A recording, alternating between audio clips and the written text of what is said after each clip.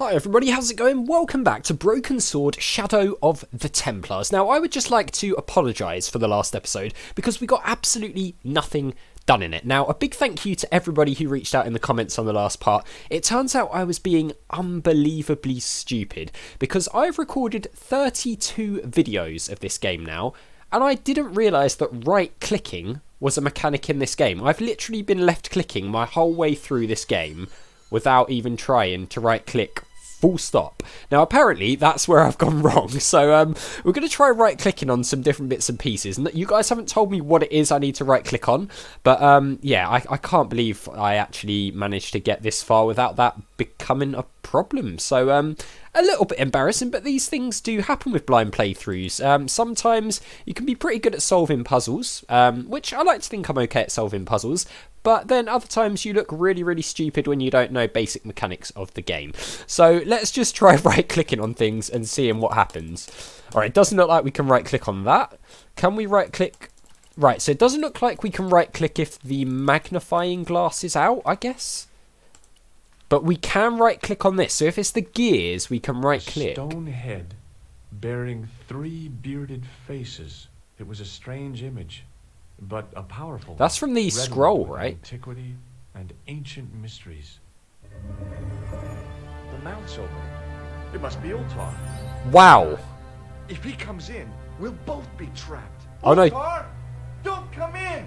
It's a trap! Stay where you are! Run! You! Oh god, it's Khan!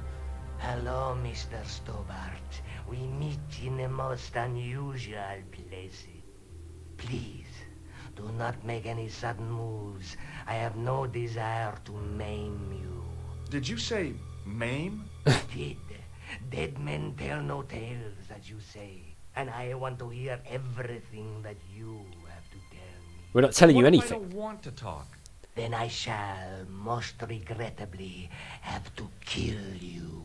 Rest assured, however, that I am an excellent shot you would not suffer. That's Oh, nice. Good. Believe me, I'm really assured. It is dark in here. I think we should conduct our business outside. Why should I make myself an easier target? If I fire at you, Mr. Stobart, I shall hit you even in here. Bold words. But unfortunately, my marksmanship will suffer. Ah. It could be the difference between hitting you in the leg or the groin. Boy, it sure is hot. No sudden moves, Mr. Stobart. Yeah, so literally we just had to right-click on that statue. Yeah, I'm feeling pretty silly right now, but yeah, there's nothing you can do about Now that. then, Oh, that was weird. Where shall we start? How about being bosom buddies and you putting that gun away? Yeah. Klausner, do you know where he is? Should we tell him? See, I kind of want to lie, but I mean, he's got a gun on us, so let's just do this. Yep, he's dead. Just around the corner of the cave. You want to look? I'll take your word for it. How did he die? Yeah, he just- Starvation or dehydration by the look of it. He was caught in this trap you were shouting about? Yeah. Yes, I suspected as much. The Templars were not ones to give away their secrets lightly. Was he carrying anything of importance? I knew he was going to ask that. Should we lie? I mean, so he's not anything to do with the Templars, as we know. He's one of the assassins, right? But I don't think we can... We could be honest and say, yeah, he was carrying the lens, but we need the lens. I don't really want to give it to him. Should we lie? Let's lie. No, nothing. So, why is this location important? What did the Templars hide here if not an artifact? A map. Let's say the map. Well, there was something in Latin up on the wall. Latin? Do you remember it, Mr. Stobart? What did it say? In accidenta cita est, in ora mundi. Ah, the words of Caesar. Yes, that makes sense. Well, I know that roughly it means to the west, to the edge of the world. But what the heck is that about? It tells me where the sword of Baphomet lies. Mr. Stobart, I am sure that you are just what you appear to be. A gifted amateur. Hey. Thanks, I think. but I can no longer tolerate your interference. Oh no. There is far more at stake than you realize. Don't kill us. So what are you gonna do? I regret that we must end this here and now. No. Your only choice now is whether you die like a man or like a dog. The picture. A man. Okay, you're the boss. I'll take my medicine. You are an honorable man, Mr. Stobart. A rare breed. Are we actually I going to should die? like to shake your hand. Yeah. Well, what the heck? Let's zap him with the thing. Let's zap him with the thing. We finally figured out what it's for! Jump! That seems like a very far... Oh, that was lucky. God. Wow, that was a sudden end to that Luckily, sequence. The canopy on Ultar's truck broke my fall. Thank goodness for that.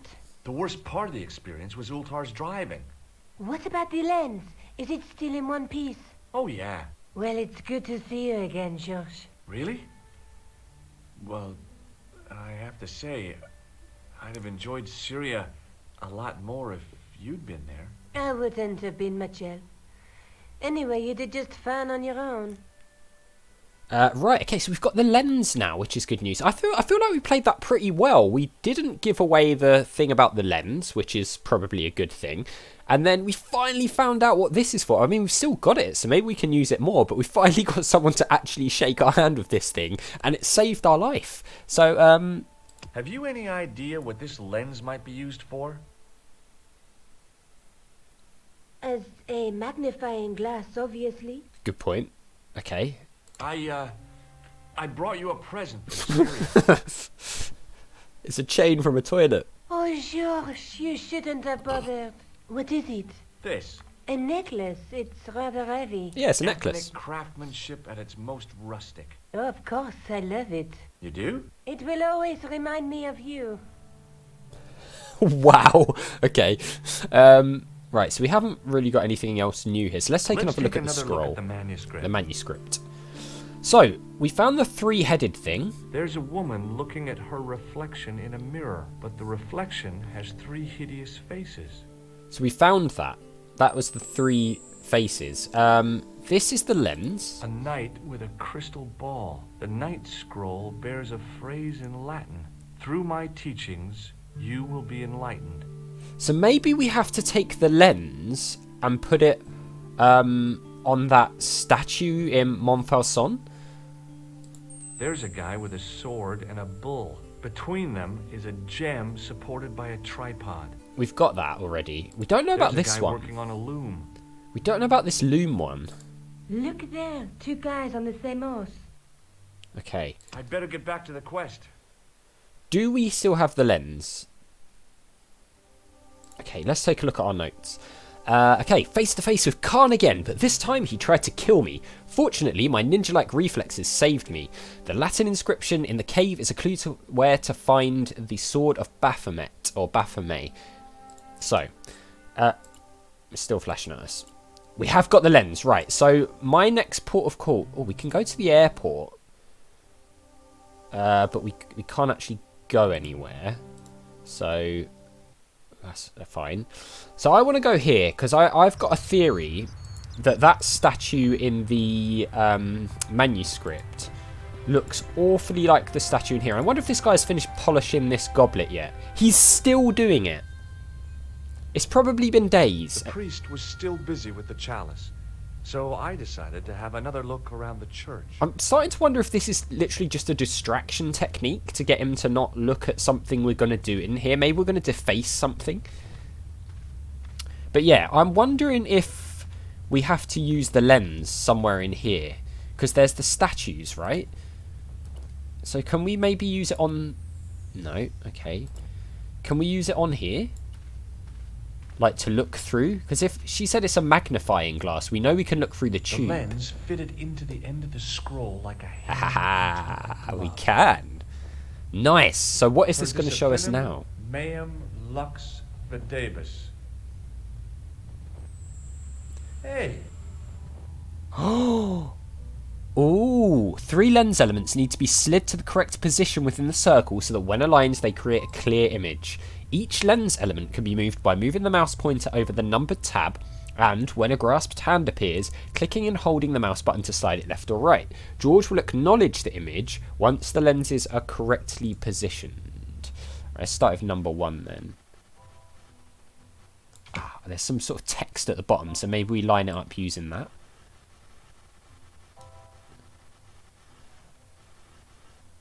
Okay, 2 might be the more tricky one to get lined up, I'm thinking. Oh, actually, this is a bit more tricky than I thought it was going to be. I don't think that's right, is it?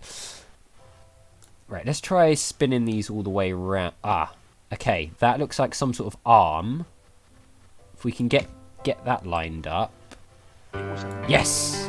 Burning at the stake. And below him a date in Roman numerals. Okay. A Knight Templar burning at the stake. And a date. Let me see. MCCC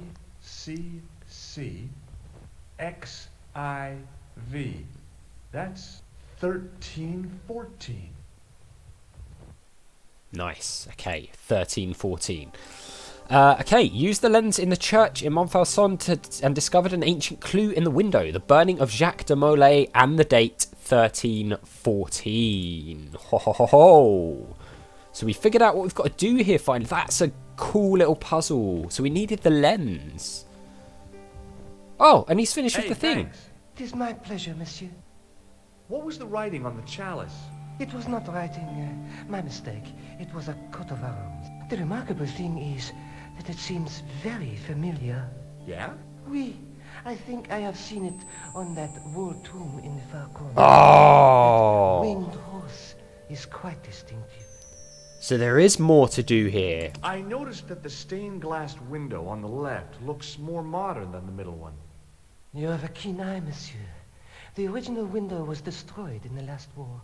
It was as old as the church, early 14th century. Oh, man, that's awful. Oui, a terrible loss. Still, the church and the other windows survived. Do you speak Latin? You ask this of a priest? Okay. Can you tell me what per disciplinum meam lux videbus means? Let me see. That would be, by my teachings, you will see the light.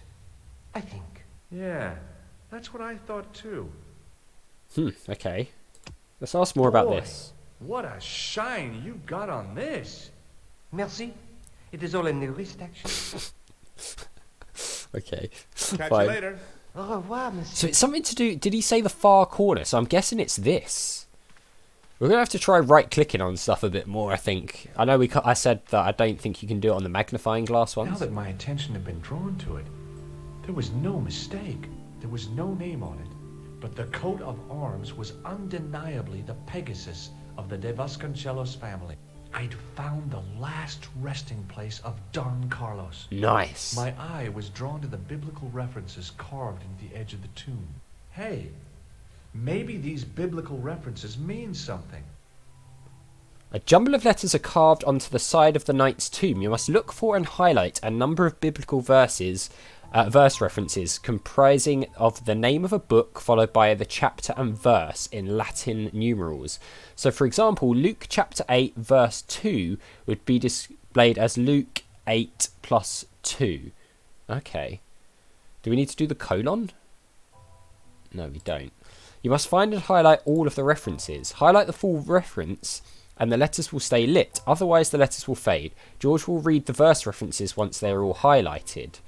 So, what are the ones? Okay, so we've got Psalms. How do we? Psalms 22:21. Not much to go on, but it must have meant something. If I examine the tomb more closely, there might be other clues to find. Okay, that's fine. So, okay, so we've got Corinthians here. Corinthians 14:5. So there must be... Okay, there's another Psalms one here. Psalms 32:7. The numbers refer to a chapter and a verse in the Bible. I'm not really sure what the bits around the edges are about. I don't know if they're just decoration. Let's see if we can see any others. Maybe there's John. Is this one? Yes. There were no more references to find, but a series of Roman numerals ran around the plaque. I made a note in case they meant something. Yeah, that's what I was thinking about, the ones around the edge. Psalms 32:7, John 4:11, Corinthians 1:4-5, and just one more, Psalms 22:21. I may not be perfect, but I've got a memory like a steel trap. The Chalice had led me to these inscriptions, but it looked like a happy coincidence to me. After all, the De Vasconcelos arms were already on the manuscript. Nope, I was still convinced that the Chalice had some significance all of its own.